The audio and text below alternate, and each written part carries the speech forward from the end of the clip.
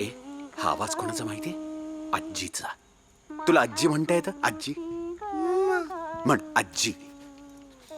बर बर बर. ए मल्हार, आजोबा म्हण. आजोबा म्हण. आजोबा. तुझी आई होती ना, ती तुझ्यासारखी लहान होती ना, तेव्हा तिलाही हे घड्याळ खूप आवडायचं. तुझ्या एवढीच गोड होती ती. माझ्यामुळे तिला आता खूप त्रास झालाय, पण मी हे सगळं निस्तरण्याचा प्रयत्न करणार आहे. कसं माहितीये? तुझा आजोबा त्याच्या काळात खोटी कागदपत्र काय भारी बनवायचा,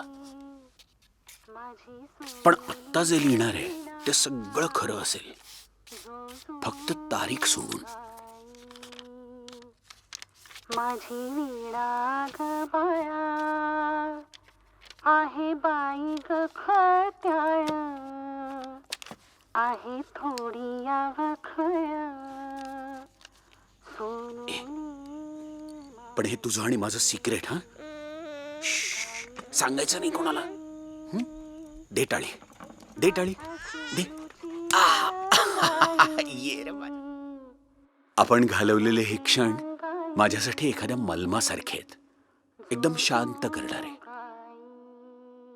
माझं तुझ्याकडे नेहमी लक्ष असेल. देवाकडे एकच प्रार्थना करतो, वर गेल्यावर पण तुझ्याकडे बघायला असे स्क्रीन असले पाहिजेत.